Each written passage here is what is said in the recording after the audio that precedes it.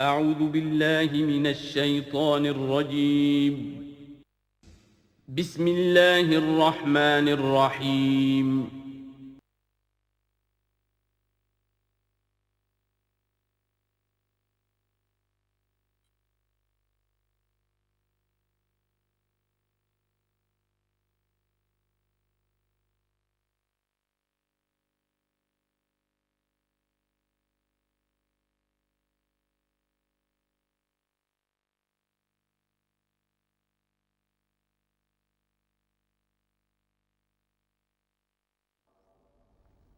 الحمد للہ وکفیٰ والصلاة والسلام علی عبادہ الذین اصطفیٰ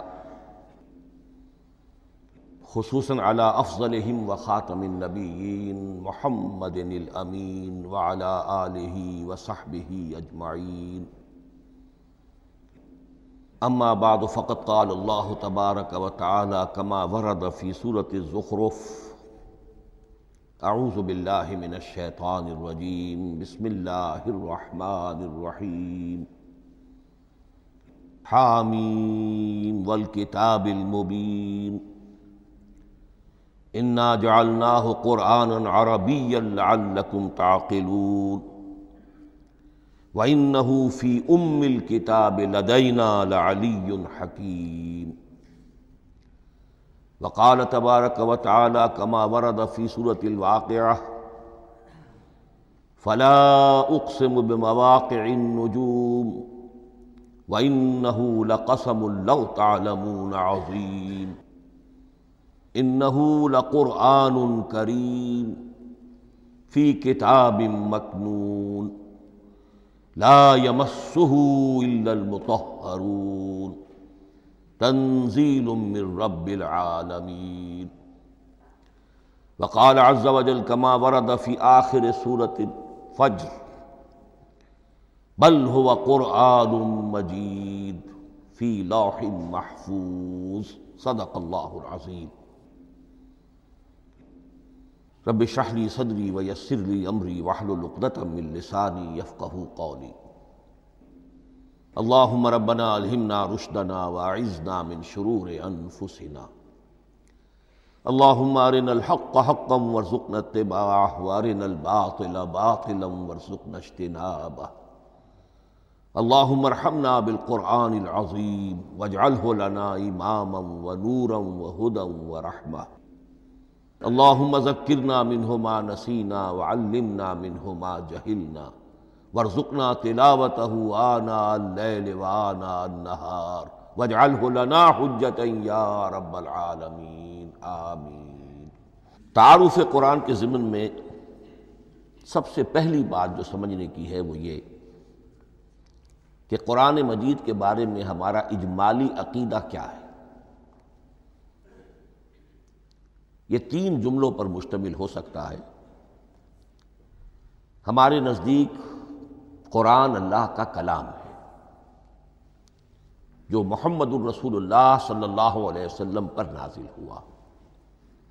اور تیسرے یہ کہ یہ مکمل محفوظ شکل میں موجود ہے بنوعاً، اس میں نہ کوئی تحریف ہوئی ہے نہ کوئی تبدیلی ہوئی ہے. یہ کم سے کم 3 اجزاء ہیں ہمارے عقیدے کے قرآن مجید کے بارے میں. لیکن اب اس کی کچھ علمی توضیحات. سب سے پہلے یہ کہ کلام ہونا، اس کا اللہ کا کلام ہونا، اس لیے کہ آپ کے علم میں ہے کہ تورات جو حضرت موسیٰ علیہ السلام کو دی گئی تھی وہ لکھی ہوئی شکل میں پتھر کی تختیوں پر لکھی ہوئی صورت میں دی گئی تھی، اور قرآن مجید کی تنزیل جو محمد رسول اللہ صلی اللہ علیہ وسلم پر ہوئی ہے وہ ایک مختلف صورت میں ہوئی ہے. اس کو قرآن مجید خود اللہ کا کلام قرار دیتا ہے. چنانچہ سورہ توبہ کی آیت ہے، آیت نمبر 6: وَإِنْ أَحَدٌ مِّنَ الْمُشْرِكِينَ اسْتَجَارَكَ فَأَجِرْهُ حَتَّى يَسْمَعَ كَلَامَ اللَّهِ ثُمَّ أَبْلِغْهُ مَأْمَنَهُ. جب ہجرت کے 9ویں سال آخری وارننگ دی گئی تھی مشرکین عرب کو کہ اب صرف تمہیں چند مہینے کی مہلت دی جا رہی ہے، اس دوران میں آخری فیصلہ کر لو اسلام قبول کرنا ہے یا نہیں، اس لیے کہ اس کے بعد مشرکین عرب کے لیے کوئی رعایت نہیں ہوگی، جو لوگ اسلام قبول نہیں کریں گے انہیں تہہ تیغ کر دیا جائے گا۔ فَإِذَا انْسَلَخَ الْأَشْهُرُ الْحُرُمُ فَاقْتُلُوا الْمُشْرِكِينَ حَيْثُ وَجَدتُّمُوهُمْ، جب یہ مہلت ختم ہو جائے تو ان مشرکین کا قتل عام کرو۔ اس کی وضاحت پھر جب سورہ توبہ ہم پڑھیں گے تو اس وقت ہوگی، اس وقت یقیناً ذہن میں کچھ اشکالات آئیں گے، لیکن اس وقت اس ضمن میں تفصیلی بحث کا موقع نہیں۔ اب اس میں ایک استثناء رکھا گیا کہ ایک مشرک ہے، وہ چاہتا ہے کہ اتنا بڑا چیلنج جو ہمیں دے دیا گیا تو ہمیں موقع دیا جائے کہ ہم آئیں، آپ کے پاس بیٹھیں، کچھ دن رہیں، اللہ کا کلام سنیں، آپ کیا بات منوانا چاہتے ہیں، اس کے لیے کیا دلائل ہیں، اس کو اچھی طرح سمجھیں، اس کا ہمیں موقع ہونا چاہیے۔ اس کے لیے یہ آیت نازل ہوئی کہ وَإِنْ أَحَدٌ مِّنَ الْمُشْرِكِينَ اسْتَجَارَكَ، اے نبی اگر ان مشرکین میں سے کوئی شخص آپ سے پناہ طلب کرے فَأَجِرْهُ، اسے پناہ دیجئے، حَتَّى يَسْمَعَ كَلَامَ اللَّهِ، یہاں تک کہ وہ اللہ کا کلام سن لے، ثُمَّ أَبْلِغْهُ مَأْمَنًا، پھر یہ بھی نہیں کہ اسی وقت اسے کہا جائے کہ تم مانتے ہو یا نہیں مانتے، نہیں، پھر اسے اس کے امن کے مقام پر پہنچا دو۔ یہ جو آیت ہے اس میں لفظ کلیئر آ گیا کہ قرآن مجید اللہ کا کلام ہے، لیکن اب اسی تل کے اوٹ میں پہاڑ والا مسئلہ ہے، ٹپ آف آئس برگ، اس کے نیچے وہ کتنا بڑا تودا ہوتا ہے۔ کلام جو ہے اللہ تعالیٰ کی صفت ہے،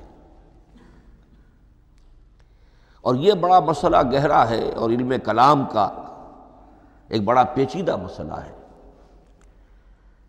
کہ ذات باری تعالیٰ اور اس کی صفات کے مابین کیا ربط و تعلق ہے۔ آیا صفات ذات کا جز ہیں، جزو لا ینفک ہیں، حصہ ہے، یا کچھ زائد بر ذات، جس کو علامہ اقبال نے ایک جگہ کہا ہے صفات ذات حق، حق سے جدا یا عین ذات۔ یہ ہمارے علم کلام کا ایک بڑا پیچیدہ مسئلہ ہے، لیکن یہ کہ اس میں متکلمین کا جو تقریباً اجماعی فیصلہ ہے وہ دو لفظوں میں آتا، لا عین ولا غیر۔ اللہ کی صفات نہ تو اس کی ذات کا عین ہے نہ اس کی ذات سے غیر ہے، بہت پیچیدہ شکل ہے، اور یہ بھی اس وقت کا میرا موضوع نہیں ہے، میں صرف کسی اور موضوع کے لیے صرف حوالے دے رہا ہوں۔ بہرحال قرآن مجید کا جو تعلق ہے ذات باری تعالیٰ کے ساتھ، وہ اس مسئلے سے بخوبی واضح ہو جاتا ہے کہ چونکہ یہ اللہ تعالیٰ کی صفت ہے، اور صفت کو ہم یہ نہیں کہہ سکتے کہ وہ ذات باری تعالیٰ سے جدا ہے، یہ بھی نہیں کہہ سکتے کہ اس کی ذات کا جزو لا ینفک ہے، کچھ اسی طرح کا تعلق ہے قرآن مجید کا ذات باری تعالیٰ کے ساتھ۔ لیکن یہ مسئلہ قرآن مجید میں خود بیان ہوا، اور سورہ حشر کی آیت میں تو یہ فرمایا گیا، اللہ تعالیٰ نے اپنے اس کلام کی عظمت کو یوں بیان کیا، وہ عظمت کما ہیا، جیسے کہ وہ فی الواقع ہے، اور جس کا کہ گویا کہ پورا ادراک ہمارے لیے اپنی بہت سی محدودیتوں کی وجہ سے ممکن نہیں ہے، لیکن ایک تمثیل کے پیرائے میں سمجھایا، لو انزلنا ھذا القرآن علی جبل لرأیتہ خاشعا متصدعا من خشیۃ اللہ وتلک الامثال نضربها للناس لعلهم یتفکرون۔ اگر ہم نے اس قرآن کو کسی پہاڑ پر اتار دیا ہوتا تو تم دیکھتے کہ وہ دب جاتا اور پھٹ جاتا اللہ کے خوف سے۔ اور یہ مثالیں ہیں جو ہم لوگوں کے لیے بیان کرتے ہیں تاکہ وہ غور کریں، تدبر کریں، سمجھیں۔ ما لا یدرک کلہ لا یترک کلہ، اگرچہ بتمام و کمال عظمت قرآن کا فہم ان کے لیے ممکن نہیں ہے، لیکن کسی درجے میں تو کچھ انعکاس اس کا ہو جائے، کچھ اندازہ ہو جائے، انسان اپنی ذہنی سطح کے اعتبار سے، اس کی مناسبت سے کسی درجے میں عظمت قرآن کا اندازہ کر لے، تو اللہ تعالیٰ کے ان الفاظ کو سامنے رکھے کہ لو انزلنا ھذا القرآن علی جبل لرأیتہ خاشعا متصدعا من خشیۃ اللہ۔ اب اس آیت کو سمجھنے کے لیے سورہ اعراف کی آیت نمبر 143 کو سمجھنا ہوگا، اسی اصول کے تحت کہ القرآن یفسر بعضہ بعضا، قرآن کا ایک حصہ دوسرے حصے کی تشریح کرتا ہے۔ وہاں یہ واقعہ بیان ہوا ہے کہ حضرت موسیٰ علیہ السلام کو جب اللہ تعالیٰ نے کوہ طور پر طلب فرمایا 30 راتوں کے لیے، جس میں بعد میں 10 کا اضافہ کر کے وہ ایک 40 رات کا ایک کورس بنا، دن رات، اس موقع پر جو مخاطبہ الہی، مکالمہ الہی سے مشرف ہوئے حضرت موسیٰ علیہ السلام، تو ان کی آتش شوق بھڑکی اور انہوں نے بڑی جرأت کر کے یہ درخواست کر دی، رب ارنی انظر الیک، پروردگار مجھے اپنا دیدار بھی عطا فرما، مجھے موقع عنایت فرما، میں تجھے دیکھ سکوں۔ یہ ان کی وہ آتش شوق کا مسئلہ ہے۔ لیکن جواب کیا ملا؟ لن ترانی، تو مجھے ہرگز نہیں دیکھ سکتے، ولیکن انظر الی الجبل فإن استقر مکانہ فسوف ترانی۔ لیکن ظاہر بات ہے کہ حضرت موسیٰ علیہ السلام کو بات سمجھانے کے لیے کچھ مشاہدہ بھی کرانا تھا۔ فرمایا تم مجھے نہیں دیکھ سکتے، البتہ اس سامنے کے پہاڑ پر نگاہ جماؤ، ہم اس پر اپنی ایک تجلی ڈالیں گے۔ یہ اگلی الفاظ کے اندر وضاحت ہے، میں یہاں پہلے سے بیان کر رہا ہوں سمجھانے کے لیے۔ اگر وہ پہاڑ ہماری اس تجلی کو، تجلی کسے کہتے ہیں؟ جلا، روشنی، تو اللہ تعالیٰ کی طرف سے وہ خاص اس کے نور کا جب پرتو ہوتا ہے کسی شے پر تو وہ اس کی تجلی ہے۔ ہم اپنی ایک تجلی اس پہاڑ پر ڈالیں گے، اگر وہ اس کو جھیل جائے، اپنی جگہ کھڑا رہ جائے، تو تم سمجھنا کہ شاید تم بھی ہمیں دیکھ سکو۔ فلما تجلی ربہ للجبل، اب یہاں وہ لفظ آ گیا، جب اللہ نے تجلی اپنی پہاڑ پر ڈالی، جعلہ دکا وخر موسیٰ صعقا، وہ پہاڑ ریزہ ریزہ ہو گیا اور حضرت موسیٰ بے ہوش ہو کر گر گئے۔ اب یہ بے ہوش ہو کر گر جانا، جبکہ وہ تجلی براہ راست بھی نہیں ہے، بالواسطہ ہے۔ مشاہدہ جو کر رہے حضرت موسیٰ وہ بالواسطہ ہے، تجلی پہاڑ پر ہے، لیکن یہ کہ اس کا بھی بالواسطہ اس کا جو ہوا ہے، اس کی جو تاثیر ہوئی حضرت موسیٰ علیہ السلام پر کہ وہ اس کی تاب نہ لا سکے اور بے ہوش ہو کر گر گئے۔ یہاں سے یہ بات سمجھ میں آتی ہے کہ یہ تجلی ذات باری تعالیٰ تھی جس نے کوہ طور کو جلا کر بھسم کر دیا یا ٹکڑے ٹکڑے کر دیا، ریزہ ریزہ کر دیا۔ اب ذات الہی کے ساتھ جو تعلق ہے کلام الہی کا، اور یہ صفت جو لا عین ولا غیر کے درجے میں ہے ذات کے ساتھ، تو وہی تاثیر اس کلام الہی کی بھی ہے۔ لو انزلنا هذا القرآن على جبل لرأيته خاشعا متصدعا من خشية الله وَتِلْكَ الْأَمْثَالُ نَضْرِبُهَا لِلنَّاسِ لَعَلَّهُمْ يَتَفَكَّرُونَ۔ اس حقیقت کو اس دور میں میں اپنے مطالعے کی محدودیت کا اعتراف کرتے ہوئے عرض کر رہا ہوں کہ میرے نزدیک جس قدر پرشکوہ انداز میں علامہ اقبال نے بیان کیا ہے، اسی کیفیت کو وہ شاید اس کی کوئی مثال نہ مل سکے۔ فاش گویم آنچ در دل مزمرست، یہ کتابیں نیست چیزیں دیگر است۔ میں صاف ہی کہہ دیتا ہوں جو میرے دل میں چھپی ہوئی بات ہے۔ فاش گویم آنچ در دل مزمرست، یہ کتابیں نیست، اس قرآن کو کتاب نہ سمجھنا، یہ کچھ اور شے ہے، چیزیں دیگر است۔ اب وہ چیزیں دیگر کیا ہے؟ وہی جو میں نے عرض کیا، ذات باری تعالیٰ اور کلام کا صفت باری تعالیٰ ہونا، اس کے بنا پر جو مناسبت ہے، جو قرب ہے، جو مشابہت ہے۔ مثل حق پنہاؤ ہم پیداستو، زندہ و پائندہ و گویاستو۔ اس کلام میں اللہ تعالیٰ کی ساری صفات کا انعکاس موجود ہے۔ یہ بات ویسے بھی سمجھ میں آتی ہے، کوئی شخص ذرا گفتگو کرے، چند جملے جب وہ ادا کرے گا اپنی زبان سے، تو معلوم ہو جائے گا کہ اس کے فہم کا، اس کی دانش کا، اس کے مطالعے کا حدود اربع کیا ہے اور اس کے ذہن کی سطح کیا، سمجھ میں آ جائے گی بات۔ اس لیے کہ کلام جو ہے وہ متکلم کی پوری شخصیت کی عکاسی کر رہا ہوتا۔ تانت بازی راگ پایا، چند جملے کسی نے کہا، پتہ چل گیا کہ یہ کس سطح کے آدمی ہیں، علمی اعتبار سے، معلوماتی اعتبار سے، تہذیبی اعتبار سے، کلچرڈ ہیں یا نہیں ہیں۔ یہ ساری باتیں چند جملوں میں واضح ہو جائیں گی۔ تو اللہ تعالیٰ کی بھی جملہ صفات کا عکس اس قرآن میں موجود ہے۔ ان میں سے جن چند چیزوں کا ذکر علامہ نے شعر میں کیا، وہ جو سورہ حدید کی آیت ہے، هو الاول والآخر والظاہر والباطن، اللہ الظاہر بھی ہے، الباطن بھی ہے۔ اتنا ظاہر کہ اس سے زیادہ ظاہر کوئی شے نہیں، اور اتنا باطن کہ اس سے زیادہ چھپی ہوئی کوئی شے نہیں۔ اسی لیے حضور سے جو منقول ہیں الفاظ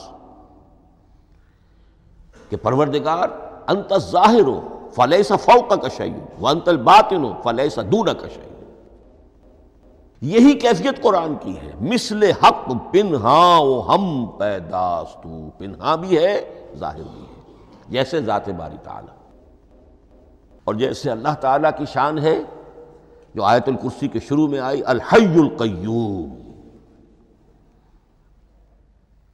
مثل حق پنہاں و ہم پیداستو، زندہ و پائندہ و گویاستو۔ یہ قرآن جو ہے اللہ تعالیٰ کی صفات کا ایک عکس اپنے اندر رکھتا ہے۔ اس سے ذرا آگے چلیے، کلام کے بارے میں۔ اب کلام الہی ظاہر بات ہے کہ صفت ہے، اور صفت قدیم ہے۔ اللہ کی صفات حادث نہیں ہے، اللہ کی ذات بھی قدیم ہمیشہ سے ہے، اور اس کی صفات بھی قدیم ہمیشہ سے۔ اور یہ جو کلام الہی ہے، ظاہر بات ہے کہ یہ جو ہماری زبان کے حروف و اصوات ہیں، کلام الہی تو ان سے منزہ ہے، مبرہ ہے، ماورا ہے، اعلیٰ ہے، عرفہ ہے۔ ہماری زبانوں کے حروف و اصوات، الفابیٹس جگہ جگہ تبدیل ہو جائیں گے، انگریزی کے کچھ اور ہیں، اردو کے کچھ اور ہیں، عربی کے کچھ اور ہیں۔ کلام الہی ان تمام سے آگاہ، عرفہ، منزہ اور مبرہ ہے۔ یہ کلام الہی جب بھی نازل ہوا ہے، ظاہر بات ہے حضرت موسیٰ پر اگر کتاب اتاری گئی، وہ بھی علم الہی سے آئی، لیکن وہ عبرانی زبان میں آئی۔ حضرت عیسیٰ علیہ السلام پر انجیل اتاری گئی، ہم یقین سے نہیں کہہ سکتے، دو میں سے کسی ایک زبان میں اتاری گئی ہوگی، یا عبرانی ہوگی، اس لیے کہ شام کے جس علاقے میں، فلسطین کے جس علاقے میں ان کی پیدائش ہوئی، اور جہاں وہ دعوت و تبلیغ کے لیے گھومتے رہے، اس کے عوام کی زبان تھی آرامی، اور خواص کی زبان تھی عبرانی، ہیبریو۔ تو یا تو وہ بھی تورات کی طرح عبرانی ہی میں نازل ہوئی تھی، یا آرامی میں ہوگی، لیکن اب کوئی نسخہ نہ ہیبریو کا، کوئی قدیم نسخہ دنیا میں موجود ہے، نہ آرامی کا۔ جو سب سے پرانا نسخہ ملتا ہے انجیل کا، وہ اس کا ترجمہ ہے، لیٹن زبان کا ترجمہ ہے، یا گریک ترجمہ ہے، اصل کوئی نہیں۔ بہرحال جب وہ کلام الہی محمد الرسول اللہ پر نازل ہوا، اب اس نے حروف و اصوات کا وہ جامہ پہنا کہ جو عربی زبان کے ہیں۔ یہی وجہ دیکھیے، میں نے جو آیت سورہ حامیم، یہ جو سلسلہ سور ہے اس میں سے سورہ زخرف کی آیت جو میں نے آپ کو سنائی، حامیم والکتاب المبین انا جعلناہ قرآنا عربیا لعلکم تعقلون، ہم نے بنا دیا ہے اپنے اس کلام کو قرآن عربی، اس کو عربی حروف و اصوات کا جامہ ہم نے پہنا دیا ہے، انا جعلناہ قرآنا عربیا لعلکم تعقلون، کہ چونکہ مخاطب اول جو قوم تھی امیین، ان کی زبان عربی تھی، لعلکم تعقلون، تاکہ تم اس کو سمجھ سکو۔ اب اس سے آگے چلیے، اصل قرآن مجید کے 3 مقامات سے معلوم ہوتا ہے، اصل قرآن اللہ کے پاس ہے۔ یہ قرآن جو ہمارے پاس ہے، مصحف عثمان رضی اللہ تعالی عنہ، یہ اس قرآن کی مصدقہ نقل ہے۔ اصل قرآن کہاں ہے؟ ایک جگہ فرمایا بل ہوا قرآن مجید فی لوح محفوظ، لوح محفوظ میں ہے، اصل قرآن وہاں ہے۔ اسی طریقے سے اسی سورہ زخرف کی اگلی آیت کیا ہے؟ ہم نے اسے عربی قرآن بنا کر اتارا، لیکن اصل قرآن کیا ہے؟ وَإِنَّهُ فِي أُمِّ الْكِتَابِ لَدَيْنَا لَعَلِيٌّ حَكِيمٌ، حقیقت میں تو یہ ام الکتاب میں ہے جو ہمارے پاس ہے، اور علی ہے بہت بلند، حکیم بڑی حکمت والا، یا محکم مضبوط۔ حکیم کے دونوں معنی ہیں۔ استحکام بھی اسی ہے کاف اور میم کے مادے سے بنا ہے، کسی شے کا پختہ ہو جانا، مضبوط ہو جانا، اور عقل کی پختگی وہ حکمت ہے، وہ دانائی ہے۔ اس اعتبار سے نوٹ کیجئے اصل قرآن کہاں ہے؟ لوح محفوظ میں۔ اصل قرآن کہاں ہے؟ ام الکتاب میں۔ اسی کو کہا گیا ہے ایک اور مقام پر فی صحف مکرمۃ مرفوعۃ مطہرۃ بأیدی سفرۃ کرام بررہ۔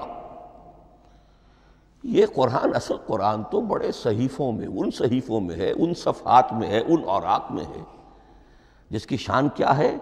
مکرمۃ، ان کی انتہائی تعظیم کی جاتی ہے، مطہرۃ، نہایت پاک صحیفے، فی صحف مکرمۃ مرفوعۃ، بلند و بالا، مطہرۃ بِأَیْدِی سفرۃ کرام بررہ، ان فرشتوں کے ہاتھ میں جو بہت باعزت، بہت اونچے درجے کے، ان کے ہاتھوں میں ہے۔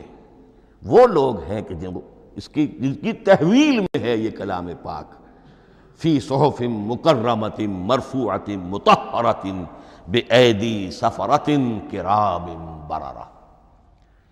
اب اسی کو بیان کیا ہے سورہ واقعہ میں، فلا اقسم بمواقع النجوم، تو نہیں، میں قسم کھاتا ہوں ستاروں کے ڈوبنے کی جگہ کی۔ وَإِنَّهُ لَوْ تَعْلَمُونَ لَقَسَمٌ عَظِيمٌ، وَإِنَّهُ لَقَسَمٌ لَوْ تَعْلَمُونَ عَظِيمٌ، اور اگر تم جان سکتے تو یہ بہت بڑی قسم ہے جو ہم نے کھائی ہے، بہت بڑی گواہی ہے جو ہم نے پیش کی ہے۔ اب تدریجاً اس کا انکشاف ہو رہا ہے۔ یہ آج جو تصور ہے بلیک ہولز کا، اس سے کچھ اندازہ ہوتا ہے یہ ستارے کہاں ڈوب جاتے ہیں۔ بڑے بڑے ستارے نسیم منسیہ ہو جاتے ہیں، ستارے نہیں، پوری گیلیکسیز اس میں گم ہو جاتے ہیں۔ وہ مقبرے ہیں بڑی بڑی گیلیکسیز کے۔ فلا اقسم بمواقع النجوم وانہ لقسم لو تعلمون عظیم انہ لقرآن کریم، یہ قرآن ہے بہت باعزت، فی کتاب مکنون، اور یہ اس کتاب میں جو چھپی ہوئی ہے۔ یہ لؤلؤ مکنون کا لفظ آتا ہے قرآن مجید میں، جیسے موتی ہوتے ہیں انہیں چھپا کر رکھا جاتا ہے ڈبیوں میں، مخملی ڈبیوں کے اندر موتیوں کو، اسی طریقے سے فی کتاب مکنون لا یمسہ الا المطہرون، وہ صحیفے بھی بہت مطہرہ تھے اور ان کو چھو نہیں سکتے مگر وہی جو انتہائی پاک ہیں، ملائکہ مقربین، جن کے قریب سے بھی ہو کر معصیت یا گناہ کا کوئی تصور تک نہیں گزر سکتا، وہ ہیں جو اس کو چھوتے ہیں، ان کے ہاتھوں میں ہے، ان کی تحویل میں ہے۔ یہ ہے وہ چیزیں کہ جس سے اندازہ ہوا کہ اصل قرآن کہاں ہے۔ یہ جو ہمارے پاس ہے در حقیقت یہ نقل مطابق اصل ہے، مصدقہ نقل ہے۔ اب اس میں آپ سے عرض کر دوں کہ ایک بہت خوبصورت بات ہمیں جو ملتی ہے، تورات میں جو استثناء، جو صفر استثناء ہے، ڈیوٹرانومی، اس کے 18ویں باب میں 18ویں اور 19ویں آیات جو ہیں اس میں ذکر موجود ہے، میں ان کے لیے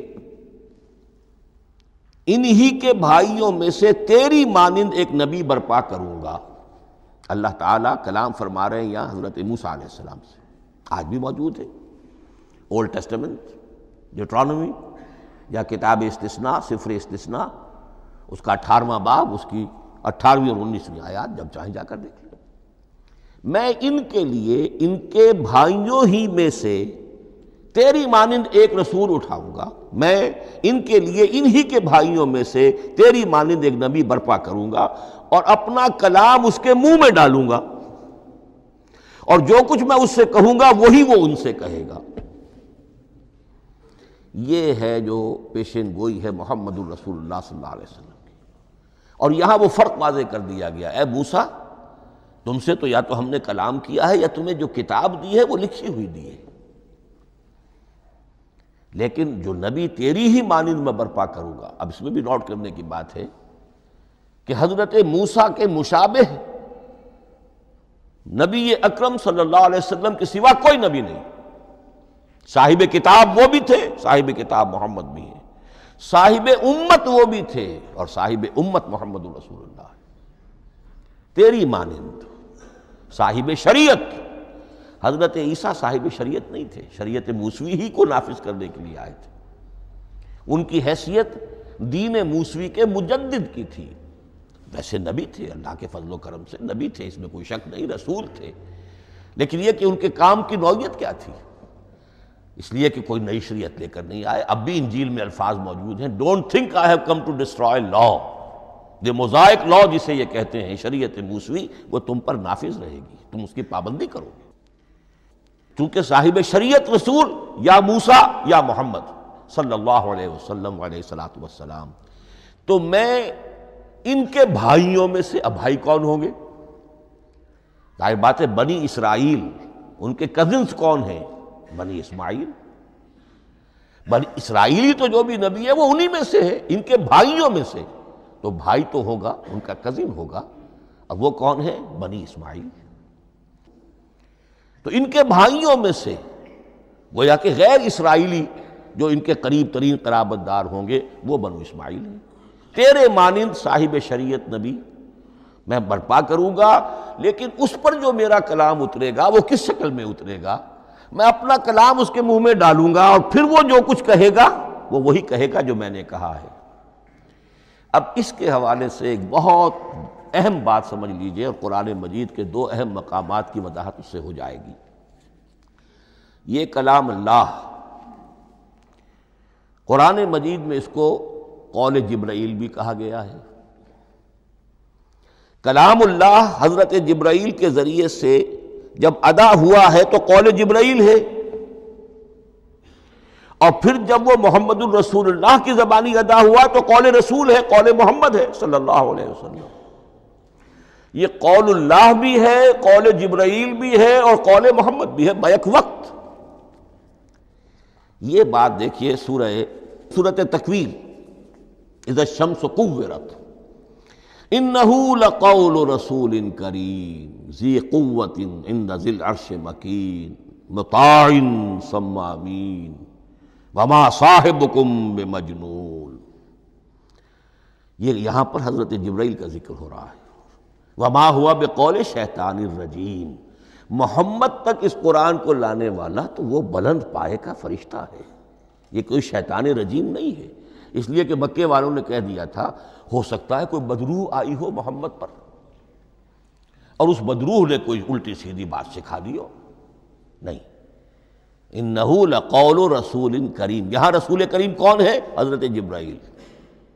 انہ لقول رسول کریم ذی قوت عند ذی العرش مکین، بڑی قوت والا اور جس کا بڑا اونچا مقام اور مرتبہ ہے عرش والے کے قریب۔ ذی قوت عند ذی العرش مکین مطاع ثم امین، وہ فرشتوں کے مطاع ہیں، فرشتے ان کی اطاعت کرتے ہیں، فرشتوں کے سردار ہیں، اور پھر ساتھ ہی پورے امین ہیں، جبرائیل امین، یہ ہم لفظ استعمال کرتے ہیں۔ اور اس کے بعد آگے جا کے فرمایا وما ہوا بقول شیطان الرجیم، یہ کسی شیطان رجیم کا قول نہیں ہے۔ اب یہاں اس سورہ تکویر میں قرآن کو قول جبرائیل قرار دیا گیا، لیکن سورۃ الحاقہ میں چلیے اس کے آخر میں آتا ہے انہ لقول رسول کریم وما ہوا بقول شاعر قلیلا ما تؤمنون ولا بقول کاہن قلیلا ما تذکرون تنزیل من رب العالمین۔ یہاں اب رسول کریم سے مراد محمد الرسول اللہ صلی اللہ علیہ وسلم۔ یہ کسی شاعر کا قول نہیں ہے، کسی کاہن کا قول نہیں ہے، یعنی جس کے زبانی یہ قرآن لوگوں کے سامنے آ رہا ہے۔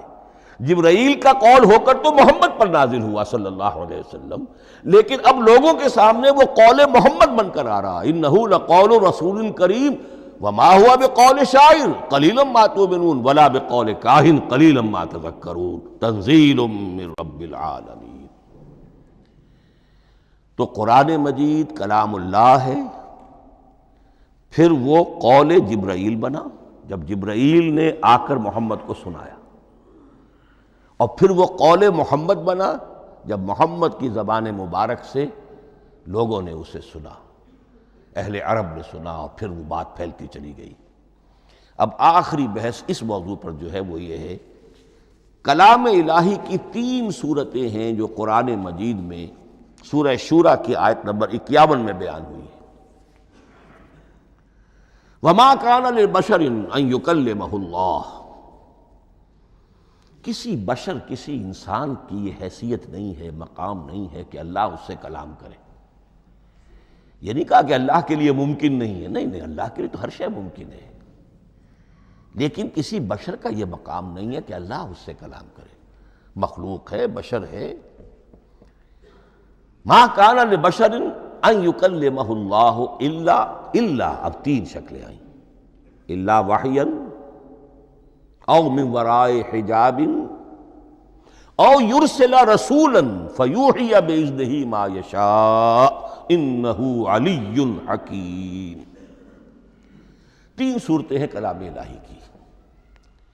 یا تو براہ راست اللہ وحی کرتا ہے بغیر کسی فرشتے کی درمیان میں ذریعہ بنائے ہوئے، اسی کا نام الہام ہے، اسی کا نام تحدیث ہے۔ یہ غیر نبی کے ساتھ بھی ہوتا ہے۔ حضور نے فرمایا ہر نبی کی امت میں محدث ہوتے تھے جن سے اللہ کلام کرتا تھا، اور میری امت کا محدث عمر ہے رضی اللہ تعالی عنہ۔ محدث، محدث نہیں، محدث کے معنی ہے علم حدیث کا ماہر۔ امام بخاری محدث ہیں، امام مسلم محدث ہیں۔ محدث تحدیث سے مفعول بنا، جس سے بات کی جاتی ہے۔ محدث، اللہ بات کرتا ہے، اللہ دل میں ڈال دیتا ہے، القاء ہو جاتا ہے، الہام ہو جاتا ہے، کوئی فرشتہ درمیان میں نہیں، براہ راست۔ دوسری شکل کلام کی کیا ہے؟ او من وراء حجاب، یہ ہمارے علم کی حد تک صرف حضرت موسیٰ علیہ السلام کی شان ہے، استثنائی شان ہے۔ وَكَلَّمَ اللَّهُ مُوسَىٰ تَكْلِيمًا، اور موسیٰ کے ساتھ تو اللہ نے کلام فرمایا جیسے کہ کلام کیا جاتا ہے۔ فرق کیا تھا؟ من وراء حجاب، پردہ تھا، دیکھ نہیں سکتے تھے، تبھی تو ان کی وہ آتشی شوق بھڑکی تھی۔ کیا قیامت ہے کہ چلمن سے لگے بیٹھے ہیں، صاف چھپتے بھی نہیں، سامنے آتے بھی نہیں، کلام بھی فرما رہے ہیں، لیکن یہ کہ بات مجھے دیدار عطا کرنے کے لیے تیار نہیں، رب ارنی انظر الیک۔ لیکن یہ جو کلام ہے ہمارے علم کی حد تک براہ راست اس دنیا میں حضور سے ہوا ہے معراج کی شب، لیکن وہ 7ویں آسمان پر ہوا۔ اس دنیا میں ہمارے علم کی حد تک یہ کلام براہ راست من ورائے حجاب صرف حضرت موسیٰ علیہ السلام کی استثنائی شان ہے۔ اور تیسرا ہے او یرسل رسولا فیوحی باذنہ ما یشاء، یا تیسری صورت یہ کہ اللہ کسی پیغامبر کو بھیجتا ہے جو وحی کرتا ہے جو اللہ چاہتا ہے۔ یہ تیسری شکل ہے وحی کی۔ قرآن مجید اس تیسری شکل میں نازل ہوا ہے محمد الرسول اللہ صلی اللہ علیہ وسلم پر۔ حضور کو جو الہام ہو جاتے تھے، جو حضور کو القاء ہو جاتا تھا، جو آپ کے دل میں براہ راست اللہ کی طرف سے وحی آتی تھی، وہ قرآن میں شامل نہیں ہے۔ اگرچہ حضور کے خواب بھی سچے تھے، وہ بھی اللہ کی طرف سے ہوتے تھے، شیطان کی آمیزش نہیں ہو سکتی تھی، لیکن یہ بھی قرآن میں شامل نہیں ہے۔ قرآن میں شامل ہے تیسری قسم کی وحی، او یرسل رسولا، پھر ہم بھیجتے ہیں ایک پیغامبر کو فرشتوں میں سے، اللہ یستفی من الملائکۃ رسلا ومن الناس، اللہ چن لیتا ہے فرشتوں میں سے بھی اپنا پیغامبر اور انسانوں میں سے بھی۔ تو فرشتے کے ذریعے سے ایک فرشتہ جو اللہ سے لیتا ہے اور انسان رسول انسان تک پہنچا دیتا ہے۔ اب وہ رسول انسان، رسول بشر جو ہے وہ اپنے ہم نوع ہم جنس لوگوں کو پہنچاتا ہے۔ تو اللہ یستفی من الملائکۃ رسلا ومن الناس، یہاں وہی بات فرمائی، او یرسل رسولا فیوحی باذنہ ما یشاء، پھر وہ وحی کرتا ہے اللہ کے حکم سے جو اللہ چاہتا ہے۔ یہ کلام الہی کی یہ تیسری شکل ہے جو محمد الرسول اللہ صلی اللہ علیہ وسلم پر نازل ہوا، اور وہ ہے قرآن حکیم۔ اب ایک اور بحث جو علمی ہے وہ یہ ہے کہ حضور پر جو اس کا نزول ہوا اس کی کیفیات کیا تھی۔ دو الفاظ استعمال ہوتے ہیں، انزال بھی اور تنزیل بھی۔ ان دونوں میں فرق کیا ہے اس کو نوٹ کر لینا چاہیے۔ لغوی اعتبار سے جان لینا چاہیے، نزل ینزل کسی کا خود اترنا، نازل ہونا، اترنا۔ انزل ینزل دفعتاً اتار دینا، کسی اور نے کسی شے کو دفعتاً نیچے اتار دیا۔ یہی مفہوم نزلہ کے ساتھ بے لگ جائے تو آ جاتا ہے، با کے ساتھ نزلہ بہی، یہ اتارنے کے مفہوم میں آئے گا۔ لفظی ترجمہ یہ بھی کر سکتے وہ اترا اس شے کے ساتھ۔ نزلہ بہ الروح الامین، اس کو لے کر نازل ہوا خود روح الامین فرشتہ علی قلبک، اے محمد صلی اللہ علیہ وسلم آپ کے قلب مبارک پر۔ تو نزلہ بے اور انزال اس کے معنی ایک ہی ہے، لیکن اگلا لفظ ہے تنزیل، نزل ینزل تنزیلا، اس کے معنی ہے رفتہ رفتہ، تدریجاً، نجماً نجماً، تھوڑا تھوڑا کر کے، وقفے وقفے سے اتارنا۔ جیسے عربی میں اعلام کہیں گے کسی کو کچھ بتا دینا، باخبر کر دینا، مطلع کر دینا، بھائی مطلع کر دیا میں نے، اب تم جانو تمہارا کام، یہ اعلام کہلائے گا۔ تعلیم کسے کہتے ہیں؟ سکھانا، درجہ بدرجہ، دیکھنا اس کی استعداد کیا ہے، آج یہ کیا بات سمجھ سکتا ہے، میں اتنے ہی درجے تک سمجھاؤں، اب کل میں اسے مزید سمجھاؤں گا، پرسوں مزید سمجھاؤں گا۔ یہ درجہ بدرجہ کسی شے کو سمجھانا، یہ تعلیم ہے۔ تو انزل ینزل انزالا، یہ ہے اتار دینا دفعتاً، اور نزل ینزل تنزیلا، یہ ہے تدریجاً اتارنا۔ اب قرآن مجید کے لیے یہ دونوں الفاظ مستعمل ہیں، لیلۃ القدر اور لیلۃ المبارکہ۔ اب یہ دو بھی نوٹ کر لیجئے، قرآن مجید میں چونکہ اہم مضامین کم سے کم دو جگہ پر ضرور آتے ہیں۔ انا انزلناہ فی لیلۃ القدر، یہاں انزلنا ہے، نزلنا نہیں ہے، انزلنا ہے، ہم نے اتارا اس کو لیلۃ القدر میں۔ اور باقی صورت تو آپ کو یاد ہوگی، وما ادراک ما لیلۃ القدر، لیلۃ القدر خیر من الف شہر، تنزل الملائکۃ والروح فیہا باذن ربہم من کل امر، سلام ہی حتی مطلع الفجر۔ لیکن یہ اہم مضمون قرآن مجید میں دوسری جگہ بھی ہے، سورہ دخان کے شروع میں فرمایا حامیم والکتاب المبین انا انزلناہ فی لیلۃ مبارکۃ انا کنا منذرین فیہا یفرق کل امر حکیم امرا من عندنا انا کنا مرسلین رحمتا من ربک انہ هو السمیع العلیم۔ یہ لیلۃ المبارکہ ہے، ایک ہی ہے، لیلۃ القدر اور لیلۃ مبارکہ، ان دونوں کے لیے وہی انزلنا کا لفظ آیا۔ لیکن یہ کہ سابقہ کتابوں کے اعتبار سے قرآن مجید کا فرق واضح کیا گیا ہے۔ مثلا سورہ نساء کی آیت نمبر 136 بہت نمایاں ہے، بہت نمایاں ہے۔ وہاں فرمایا گیا یا ایھا الذین آمنوا آمنوا باللہ ورسولہ والکتاب الذی نزل علی رسولہ والکتاب الذی انزل من قبل۔ اے ایمان کے دعوے دارو، حقیقتاً ایمان لاؤ، ایسے ایمان لاؤ جیسے ایمان لانے کا حق ہے، اللہ پر بھی اور اس کے رسول پر بھی، اور اس کتاب پر بھی جو اللہ نے اپنے رسول پر نازل فرمائی، اور اس کتاب پر بھی جو اللہ نے پہلے نازل فرمائی۔ لیکن نازل کے لیے یہاں آیا حضور کے لیے والکتاب الذی نزل علی رسولہ، تنزیل کی شکل میں، اور تورات کے لیے والکتاب الذی انزل من قبل، وہ تو دفعۃ واحدا لکھی ہوئی تختیوں کی شکل میں حضرت موسیٰ علیہ السلام کو دے دی گئی تھی۔ تو یا ایھا الذین آمنوا آمنوا باللہ ورسولہ والکتاب الذی نزل علی رسولہ والکتاب الذی انزل من قبل۔ یہ جو تنزیل ہوئی ہے حضور پر، یعنی لیلۃ القدر میں جو رمضان مبارک میں ہے، پورا قرآن لوح محفوظ سے، کتاب مکنون سے، ام الکتاب سے نقل کر کے اتار دیا گیا سمائے دنیا تک۔ پہلا آسمان جسے ہم کہتے ہیں سمائے دنیا، وہ آسمان جو قریب ترین ہے دنیا کے، وہاں سے اب یہ درجہ بدرجہ تھوڑا تھوڑا چند آیتیں، چند سورتیں، پھر آیتیں، پھر سورتیں، یہ نازل ہوا محمد الرسول اللہ صلی اللہ علیہ وسلم پر۔ گویا کہ پہلا مرحلہ انزال کا ہے، پورا قرآن لوح محفوظ یا کتاب مکنون یا ام الکتاب سے نقل کر کے اتار دیا گیا سمائے دنیا تک۔ یہ ہے انزل ینزل انزالا، انا انزلناہ فی لیلۃ القدر انا انزلناہ فی لیلۃ مبارکہ۔ لیکن محمد الرسول اللہ پر یہ نازل ہوا اب تھوڑا تھوڑا، نجمن نجمن، درجہ بدرجہ، تدریجاً۔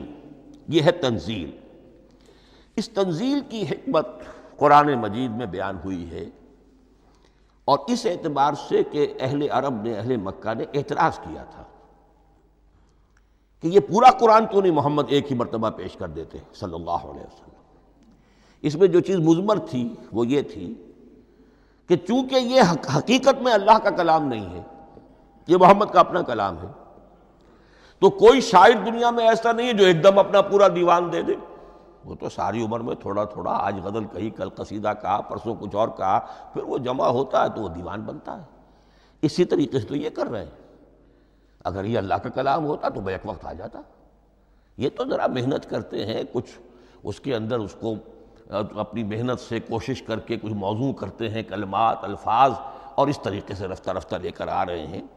اس لیے ان کا اعتراض نقل ہوا ہے یہ، وَقَالَ الَّذِينَ كَفَرُوا لَوْلَا نُزِّلَ عَلَيْهِ الْقُرْآنُ جُمْلَةً وَاحِدَةً، انہوں نے کیوں نہیں اترا یہ قرآن پورا کا پورا ایک ہی بار؟ یہ اعتراض تھا۔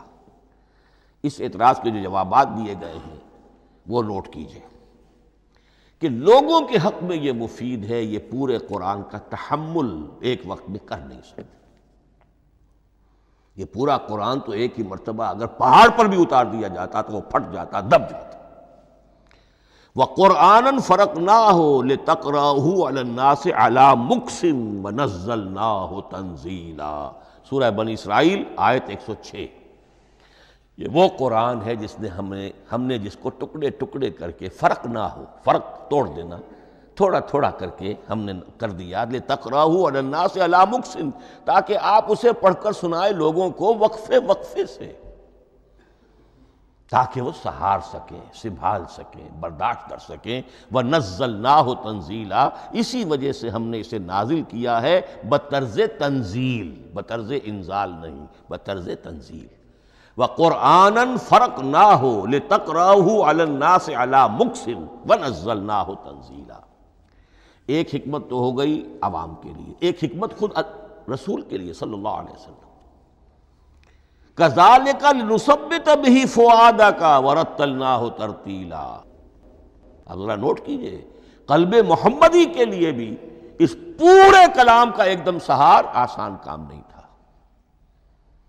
یہ اس لیے، یہ اسی سورہ الفرقان کی جو آیت کا میں نے ایک حصہ آپ کو سنا دیا تھا، اسی کے اندر اس کا جواب آیا ہے، اسی آیت میں، آیت نمبر 32 ہے یہ سورہ فرقان کی۔ وَقَالَ الَّذِينَ كَفَرُوا لَوْلَا نُزِّلَ عَلَيْهِ الْقُرْآنُ جُمْلَةً وَاحِدَةً، یہ اعتراض ہے۔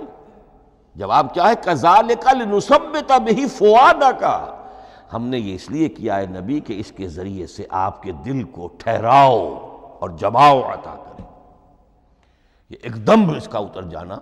اِنَّا سَنُلْقِي عَلَيْكَ قَوْلًا ثَقِيلًا، بڑا بھاری بوجھ ہے، ناقابل برداشت ہے، تاکہ رفتہ رفتہ آپ کا دل، اس کے اندر تقویت بڑھتی چلی جائے، اس کے اندر اور اس کا تحمل جو ہے، اس کی صلاحیت بڑھتی چلی جائے۔ كَذَلِكَ لِنُثَبِّتَ بِهِ فُؤَادَكَ وَرَتَّلْنَاهُ تَرْتِيلًا، اسی لیے ہم نے تھوڑا تھوڑا کر کے نازل کیا ہے۔ ولا یاتونک بمثل الا جئناک بالحق واحسن تفسیرا، ساتھ ہی فرمایا کہ یہ لوگ جو بھی اعتراض کریں گے ہم اس کا جواب بھی اور بہترین تعویل بھی آپ کو دے دیں گے۔ اب اگلی بحث یہ ہے، یہ قرآن کب اور کہاں نازل ہوا؟ یہ عام معلوماتی شے ہے، اس میں کوئی پیچیدگی نہیں ہے، لیکن اس کی اہمیت ہے، بہت ضروری ہے۔ وہ میں انشاءاللہ اگلی بحث میں جب کہ قرآن کے سمجھنے کے جو اصول ہیں ان کو بیان کروں گا تو وضاحت سے بات آئے گی۔ یہ کہ یہ عام معلوماتی ایک ہمارے ذہن میں خاکہ رہنا چاہیے، زمان و مکان کا کیا رشتہ ہے قرآن کے ساتھ۔ قرآن نازل کب ہوا؟ ہمارا چونکہ عام طور پر جو معمول ہے، ہم تو جو کرسچین ایرا ہے اس کے حوالے سے ہمارے ذہن کے اندر سارا حساب کتاب ہے، تو سن 610 عیسوی سے لے کر 632 عیسوی تک شمسی حساب سے 22 سالوں میں قرآن نازل ہوا ہے۔ 571 حضور کی ولادت کا سال ہے، 571 عیسوی۔ 610 میں آپ 39 سال کے ہوئے، لیکن قمری حساب سے 40 کے ہو چکے۔ 610 میں قرآن کی تنزیل شروع ہوئی اور 632 میں آپ کا انتقال ہوا۔ 22 برس زمانی اعتبار سے نقشہ ذہن میں رکھیے، اور اسے ہم اگر دوسرے حساب سے کہیں گے تو عام الفیل، وہ جو ابرہہ آیا تھا بیت اللہ کو ڈھانے کے لیے، وہ سال عربوں میں بہت مشہور ہو گیا تھا، اور وہی سال حضور کی ولادت کا ہے۔ تو عام الفیل ہی میں حضور کی ولادت ہوئی، لہذا 40 عام الفیل میں قرآن مجید کا نزول شروع ہوا، اور 11 ہجری تک یہ 23 برس بنتے ہیں قمری حساب سے۔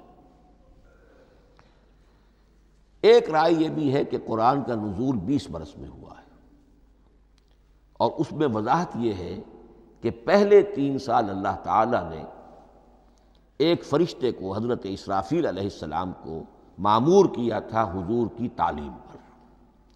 دنیاوی اعتبار سے حضور نے کوئی تعلیم حاصل نہیں کی، آپ امی تھے۔ آپ نے دنیاوی اعتبار سے کسی کے سامنے زانو تلمس طے نہیں کیا، کہیں کوئی تعلیم حاصل نہیں کی، کہیں کوئی تحصیل علم نہیں کی، لیکن اللہ تعالیٰ نے علمہ شدید القویٰ، اللہ تعالیٰ نے جو کچھ انہیں سکھایا ہے، جو علم انہیں عطا کیا ہے، تو ایک روایت یہ ہے کہ 3 برس تک، اور اس کے بعد پھر قرآن نازل ہونا شروع ہوا، تو 20 برس تک قرآن نازل ہوا۔ لیکن وہ لوگ بھی مانتے ہیں کہ سورہ علق کی آیتیں نازل ہو چکی تھی، پھر 3 برس کا وقفہ ہے۔ سورہ علق کی آیتیں کیا ہے؟ جو پہلی وحی ہے، اقرأ بسم ربک الذی خلق، خلق الانسان من علق، اقرأ وربک الاکرم الذی علم بالقلم، علم الانسان ما لم یعلم۔ گویا کہ بسم اللہ ہو رہی ہے محمد الرسول اللہ صلی اللہ علیہ وسلم کی تعلیم کی، اور جن گھرانوں میں یہ رواج ابھی تک چل رہا ہو، بسم اللہ بچوں کی کراتے ہیں، ایک تقریب کی شکل میں منعقد کرتے ہیں، ہمارے ہاں یہ رواج تھا، اب ہم چھوڑ چکے ہیں، کہ جو تقریب بھی حضور کی اور صحابہ کی زندگیوں سے ثابت نہ ہو، ہمیں کوشش کرنی چاہیے کہ ان تقریبات کا سلسلہ منقطع کریں۔ ما انا علیہ واصحابی، ہماری تقریبات جو ہیں وہ بس وہیں تک محدود رہنی چاہیے۔ بہرحال وہ جو ایک چلتی ہے روایت، 4 سال 4 مہینے 4 دن کا بچہ یا بچی ہو تو بسم اللہ یہی آیتیں پڑھی جاتی ہیں۔ پڑھ تو نہیں سکتا، انگلی رکھ کر پڑھانے والا کوئی عالم دین بیٹھ جاتا ہے سامنے، وہ نہا دھو کر بچہ یا بچی بیٹھی ہوئی ہے، اور اس کو اقرأ بسم ربک الذی خلق، خلق الانسان من علق، اقرأ وربک الاکرم الذی علم بالقلم، علم الانسان ما لم یعلم۔ اب اس میں تو سارا پڑھنے پر زور ہے، حصول علم پر زور ہے، کسی تبلیغ کا حکم ہی نہیں، ابھی رسالت کا کوئی تذکرہ کچھ بھی نہیں، اس میں تو قیامت کا بھی کوئی ذکر نہیں۔ اب اس کے بعد روایت یہ ہے کہ 3 برس تک پھر حضرت اسرافیل دن رات حضور کے ساتھ رہے ہیں اور آپ کی تعلیم ہوئی ہے، اور پھر 3 برس کے بعد پھر وحی کا سلسلہ شروع ہوا ہے، واللہ عالم۔ لیکن یہ کہ جب سورہ اقرا نازل ہو چکی ہے، اس کی 5 آیتیں، تو وہ 3 برس بھی اس کا وقفہ شمار ہوں گے، زمانہ نزول پھر وہی 23 برس رہے گا۔ اسی کے ساتھ میں نے عرض کیا تھا کہ دوسری بات یہ، کہاں نازل ہوا قرآن؟ ایک لفظ میں تو یہ سمجھ لیجئے یہ حجاز میں نازل ہوا۔ حجاز جزیرہ نما عرب کا ایک خاص حصہ ہے، پہاڑی سلسلہ، یوں سمجھ لیجئے، اس کو ذہن میں رکھیے۔ جزیرہ نما عرب جو ہے وہ شمال سے جنوب کی طرف چوڑا ہوتا جاتا ہے، شمال میں شام اور عراق کی طرف جاتا ہے تو وہ تنگ ہے، پھر نیچے چوڑا ہو رہا ہے۔ اس کا جو مغربی ساحل ہے جس پر جدہ کی بندرگاہ بھی ہے، ینبو کی بھی ہے، اس کے کہیں وہ ایک میدان شروع ہوتا ہے ساحل سے، کہیں وہ بہت مختصر ہے، کہیں خاصا چوڑا ہے، اس کو کہتے ہیں تہامہ۔ پھر ایک پہاڑی سلسلہ ہے، اس کو کہتے ہیں حجاز۔ یہ پہاڑی سلسلہ جو ہے اس کے بعد جو ہے وہ نجد کہلاتا ہے، وہ سطح مرتفع ہے، پلیشو۔ تو یہ تین حصے ہیں جزیرہ نما عرب کے جغرافیائی اعتبار سے، اور حجاز کہتے بھی ہیں پردے کو، حاجزن، پردہ جو دو چیزوں کے درمیان حائل ہو جائے۔ تو یوں سمجھیے کہ یہ فلیٹ ہے نجد کا، اور یہ فلیٹ ہے میدان، یہ ہے تہامہ کا، اور درمیان میں یہ پہاڑی سلسلہ کھڑا ہوا ہے، تو یہ گویا کہ ان دونوں کو جدا کر رہا، یہ حجاز ہے۔ اس حجاز ہی کا شہر مکہ ہے، اس حجاز ہی کا شہر مدینہ ہے، اس حجاز ہی کا شہر طائف ہے، اس حجاز ہی کی آخری ٹپ سمجھ لیجئے تبوک ہے۔ تو حضور صلی اللہ علیہ وسلم کی پوری زندگی آغاز وحی کے بعد سے لے کر وہ اسی علاقے کے اندر، پہلے آپ مکے میں تھے، قرآن مجید کی جو صورتیں اس دور میں نازل ہوئیں یا آیتیں نازل وہ مکیات کہلاتی ہیں۔ پھر آپ نے ہجرت کی، اور ہجرت کر کے جب آپ جا رہے تھے اس دوران میں بھی کچھ قرآن نازل ہوا اثناء ہجرت میں۔ پھر آپ مدینہ تشریف فرما ہوئے، اب وہ ہم کہتے ہیں مدنی قرآن، لیکن مدنی قرآن سارا مدینے میں نازل نہیں ہوا۔ آپ کبھی جا رہے کسی مہم پر، کسی جنگ کے لیے، غزوہ بدر کے لیے آ گئے ہیں، تو وہاں جو آیات نازل ہو رہی ہیں وہ مدینے میں تو نہیں ہو رہی۔ براڈ تقسیم تو یہی ہے، مکی مدنی۔ ہجرت سے قبل جو کچھ نازل ہوا وہ مکی، ہجرت کے بعد جو کچھ نازل ہوا وہ مدنی۔ لیکن صرف مدنی کہنا صحیح نہیں ہے۔ اثناء سفر تبوک، اتنا طویل سفر ہے آپ کا، اس کے دوران آتے جاتے قرآن نازل ہوتا رہا۔ لیکن یہ بات نوٹ کر لیجئے کہ پورا قرآن حجاز ہی میں نازل ہوا ہے۔ یہ تمام شہر، یہ تمام علاقہ حجاز کہلاتا ہے۔ ایک اور بحث جو ہم اسی اپنی پہلی نشست میں مکمل انشاءاللہ کر لیں گے، وہ ہے محفوظیت قرآن کی بحث۔ میں نے عرض کیا تھا کہ تین چیزوں پر ہمارا عقیدہ مشتمل ہے۔ یہ اللہ کا کلام ہے، نمبر ایک، نازل ہوا محمد الرسول اللہ پر صلی اللہ علیہ وسلم، اسی لیے ہم نے کلام سے متعلق کچھ مباحث علمی گہرائی میں اتر کر وہ سمجھے، حضور پر اس کے نزول، انزال اور تنزیل کے مختلف مراحل کو سمجھا۔ اب اس کی محفوظیت کے اعتبار سے واقعہ یہ ہے کہ واحد کتاب ہے پوری دنیا میں، واحد کتاب جس کے بارے میں دشمن بھی تسلیم کرتے ہیں، چاہے وہ اسے اللہ کا کلام نہ مانے، لیکن یہ مانتے ہیں کہ بعین ہی وہ شے جو محمد نے اپنی امت کو دی تھی آج بھی امت کے پاس صحیح موجود ہے۔ ظاہر بات ہے اگر تو اسے اللہ کا کلام مانے، وہی مانے، تب تو مسلمان ہی ہو گئے۔ وہ تو یہی کہتے ہیں کہ بہرحال محمد نے چاہے خود لکھا، تصنیف کیا، جو بھی کچھ کیا اس کو چھوڑ دیجئے، لیکن جو شے محمد نے اپنی امت کو دی تھی صلی اللہ علیہ وسلم، بعین ہی وہ شے موجود ہے۔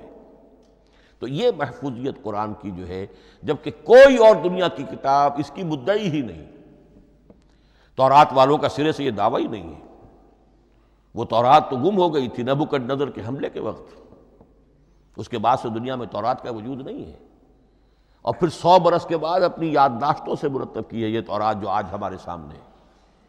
انجیل کا جیسا کہ میں عرض کر چکا ہوں، کوئی نسخہ جو ہے نہ عبرانی کا موجود ہے نہ آرامی زبان کا ہے۔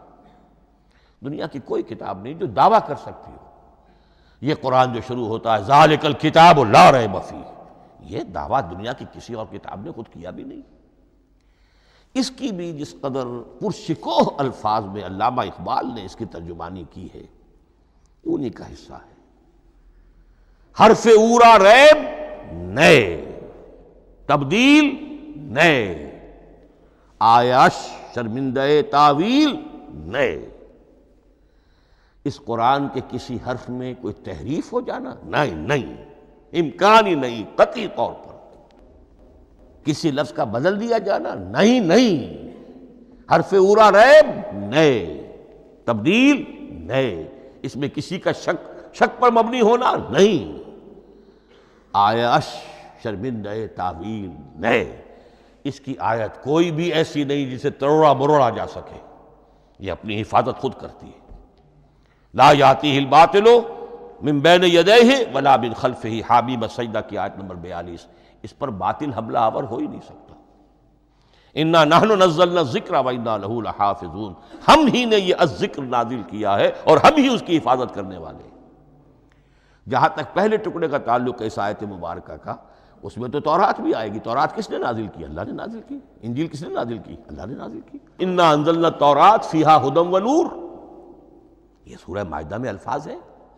انجیل کے بارے میں بھی ہم نے انجیل عطا کی عیسیٰ کو، فیہ ھدی ونور، لیکن یہ کہ انا نحن نزلنا الذکر، اس کو اس قدر تاکید کے ساتھ کہہ کر وَإِنَّا لَهُ لَحَافِظُونَ، اور ہم ہی اس کے محافظ ہیں۔ لیکن اس موضوع پر اہم ترین مقام جو ہے قرآن مجید کا، وہ سورہ قیامہ کی یہ آیات ہے، لا تحرک بہ لسانک لتعجل بہ۔ جب قرآن نازل ہوتا تھا حضور جلدی جلدی زبان کو حرکت دیتے تھے، یاد کر لیں، مبادا کہیں بھول جاؤ، مبادا کوئی لفظ جو ہے تبدیل ہو جائے۔ یہ مشقت جو آپ جھیل رہے تھے، اس سے اللہ نے روک دیا، از راہ شفقت اور محبت۔